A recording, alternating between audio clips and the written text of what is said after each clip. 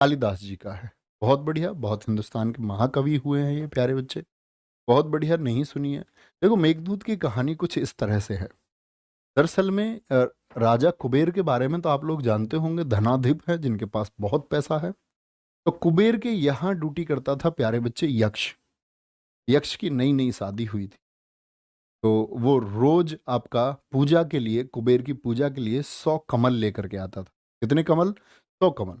और वो भगवान शिव जी के उपासक थे, भगवान शिव जी की पूजा करते थे। अब उस दिन कुबेर महाराज ने पूजा की और एक एक कमल चढ़ाते रहे, लेकिन एक कमल कम निकला। 99 कमल थे, 99। अब एकदम से तपस्या छूटी और भैया 100वां कमल नहीं था। उन्होंने यक्ष से पूछा, उसकी शादी तभी हुई थी। उसने बोला कि जी जो मेरी घरवाली है ना, जो मेरी वाइफ है, वो सुबह जब स्नान करके आई तो वो मुझे बहुत सुंदर लग रही थी। मैंने एक कमल उसके बालों में लगा दिया।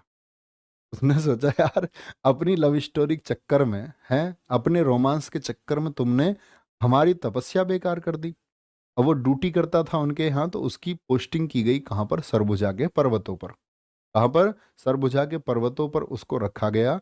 तो उसको अपनी पत्नी की इतनी याद आई, इतनी याद आई। कहते हैं ना, प्रेम सच्चा होता है तो प्रकृति बिछड़वा भी सकती है। मैं ऐसा भी नहीं कह सकता प्रकृति मिला देती है। किसी किसी का प्रेम बिछड़ भी जाता है।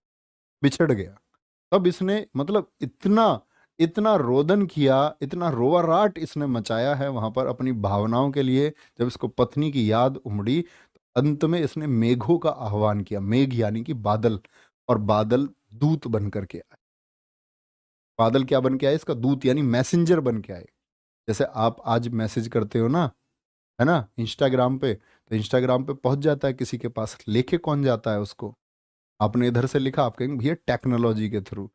वैसी ही टेक्नोलॉजी इस यक्ष के पास रही और मेघ इसका मैसेज लेके गए कि पत्नी को बताया कि टेंशन की बात नहीं है, वो ऐसे ऐसे तुम्हारे बारे में इस तरह की बात कर रहे हैं, वो तुम्हारी याद उन्हें इस तरह से आती है।